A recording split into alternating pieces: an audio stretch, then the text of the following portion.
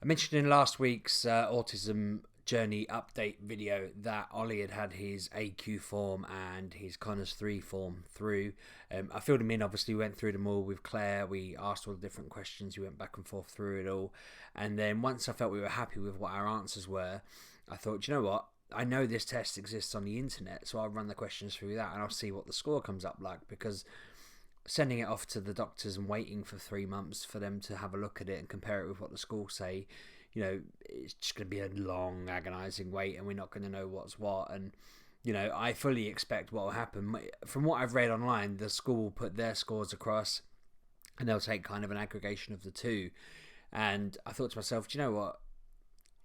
I don't know what they're going to answer. I don't know what they're going to think, because there's questions in there like how are they making friends, and I think he's okay making friends, but I feel like he's awkward about the way he does it. The way he does it is very unusual, and the way he does it is it relies heavily on the other child being just open to, okay, fair enough. I feel like he's a bit like me in that a lot of my friends are a bit different, and I think I'll get more to that later in the video, but I'm noticing that in us observing him and talking about him and looking at what's going on, I don't want them to just go, yeah, he's great at that, because I feel like actually for the proper friendships, he is finding it harder. And when we're out and about, when we're on holiday, he finds it difficult to find other kids to play with him. When we're at events and there's other kids just there, he finds it difficult to connect with them. Whereas Emily will just go off and play with them, and they seem to just click instantly every time. So it's interesting to follow, because I feel like it depends entirely on the scenario, and he's got very good deep friendships with a very small amount of people, but he gets on with them so well it just doesn't matter. And I think to myself, you know what, that's bang on for many people. There's nothing wrong with that, but there's scores like that where I think it's really subjective, and I'd be interested in seeing what they answer and what the final result ends up being. What I wanted to do anyway was, long story short, kind of cover off the scores as we found them. I'll start with the Connors one because it's not clear what any of it means. I couldn't find an online test for that. I thought you just added up the numbers as you circled them, but actually there is a secret scoring. When you peel back the piece of paper a little bit, you can see underneath it that if you've circled a 0, 1, 2 or 3, it doesn't equal 0, 1, 2 or 3 points. Some of them only equal 1 point, and the others are all zeros or whatever. I think it's out of 70, something like that. Somebody said if you scored a 70, that meant you had very, very severe ADHD. If you scored, I think it was over 40, they considered you to have ADHD. I think when I totted it up, it was the mid to high 20s for Ollie, which, I mean, confirms kind of what we assumed and what we felt. Most of the answers to the questions were like things like, does he threaten people? Does he, have a bit of a violent strain or anything like that? And that wasn't all the questions, but they always seem to have that implication. Is he frequently naughty and that kind of thing? And the answers to those questions are always no. He's not a negative. He's not a chaotic child. He's not a problem in terms of, is he going to hurt somebody? Is he going to hurt himself? Is he going to say something wrong?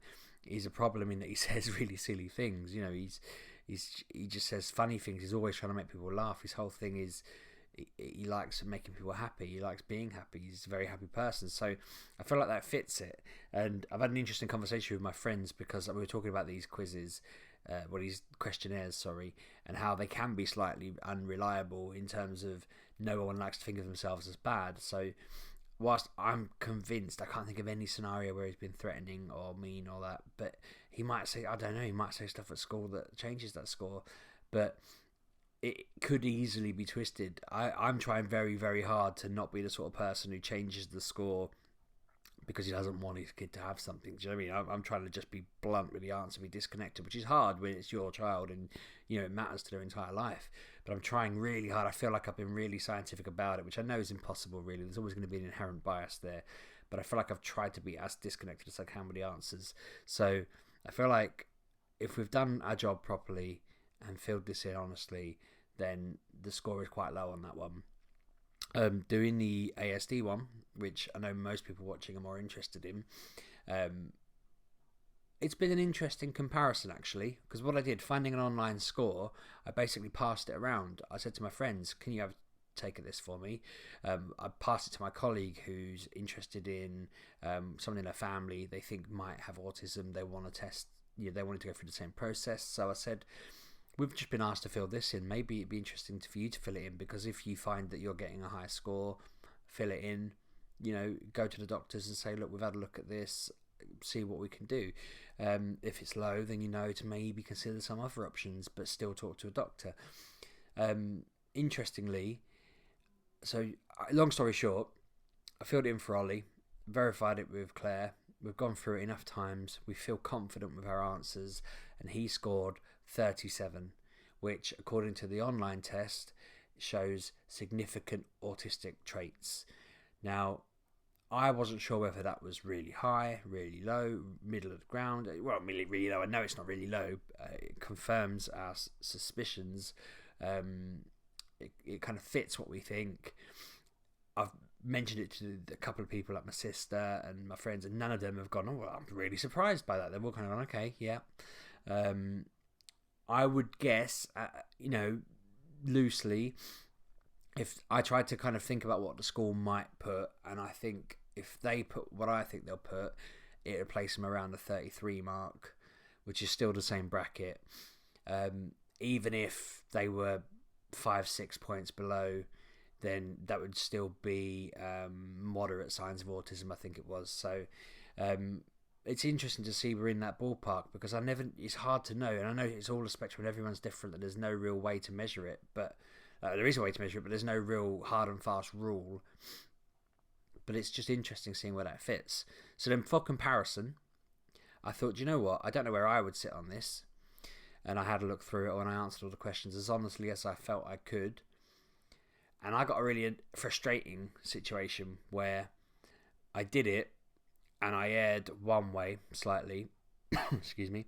And I got 26. Which was basically mild Asperger's. And then I thought, you know what?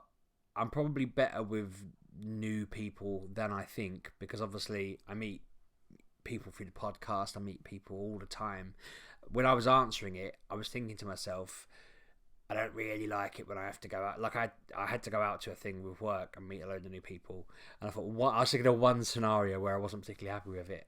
And then I kind of thought to myself afterwards, do you know what? I went to the football with complete strangers because they had a free ticket. I went and met with somebody to start writing a sitcom in Birmingham. I'm perfectly fine with meeting people on my own and one-to-one for the first time and all these things.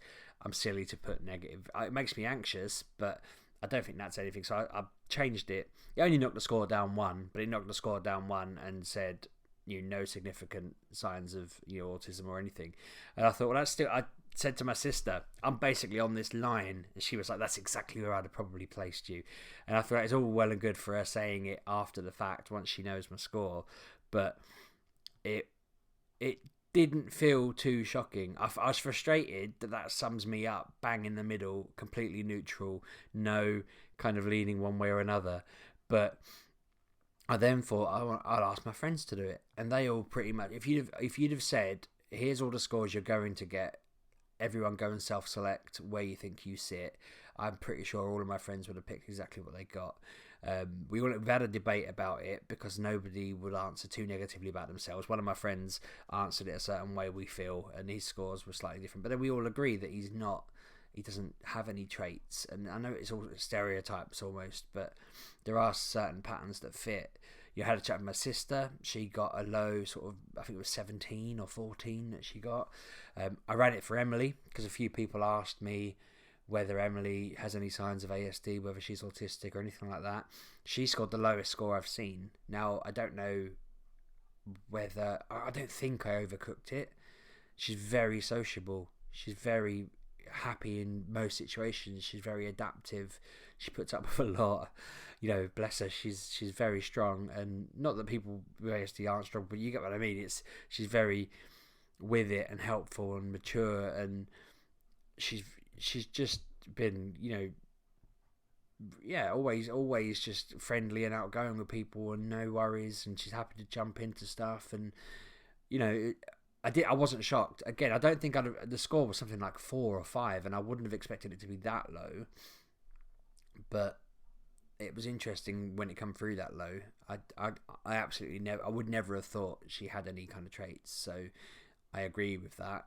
I think my boss ended up with something like 18, so again showed no traits, and it's an interesting thing. I mean, we had the debate that it doesn't mean anything. One of my friends scored almost as high as Ollie, and we kind of agreed that it doesn't necessarily mean that he is autistic. He does show a lot of the traits. He agreed himself that he shows a lot of the traits, and he agreed himself that he shows kind of some of the struggles and the this, that, and the others. But obviously, at his age, he doesn't feel like it has much of an impact on him. I was researching what impact it will have on Ollie when he's older, whether there's any kind of help there or whatever.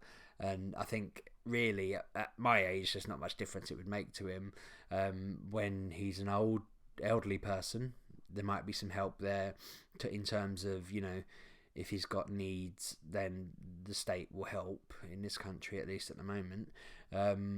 I think there was some sort of rule about if you're in employment and you're diagnosed, it kind of almost helps you with your kind of contract, if that makes sense. Like your employer can't just treat you certain ways that they can treat other people, which I guess makes sense, is worth knowing if ever he's in that scenario. But it was an interesting little journey. So they just going through it all and thinking, okay, my doubts have been shrinking and shrinking as we've gone through this, and the more I learn, the less I doubt. I think when we were very early on, when I first did a video saying that we're going through the conversations about having him reviewed and diagnosed, I'd never spoken about it before that because I absolutely didn't want to look like I was just trying to, I don't know, be a snowflake. I didn't want to look like I was trying to say there's something going on here when there wasn't. I didn't want to make out there was a thing or whatever. I thought it could be a million and one things. I wanted to be certain.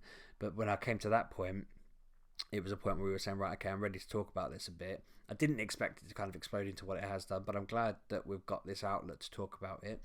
But at this point, I'm kind of like, I know this isn't going to happen. I've already spoken to the school, and I said I was worried about answering something wrong and affecting things, and they said, don't worry, like the doctor's not going to rely everything on this, and we all know that it's true, and we all know he's somewhere on the spectrum, and they knew it. That was their words, kind of thing. They knew that it was, and they're confident that we'll get the help he needs, and it has been making a difference. So I feel like we're at this point now where we're just waiting. As Kev put it earlier, I was chatting to him and he said it's just another year and a bit of waiting around, and I guess it's just interesting. I thought I'd update you.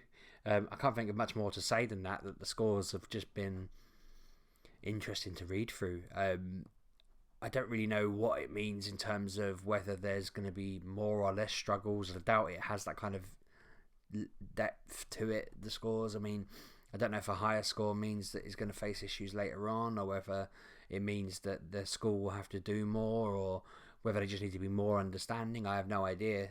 That's something I need to research, but I'm going to wait on that until we've got a proper... I don't even know whether they give us a final number, whether they say, right, we've reviewed everything, and we've spoken to him, we've looked at him, and here's a number we agree on, or what. Because I know I've got a colleague who says that he is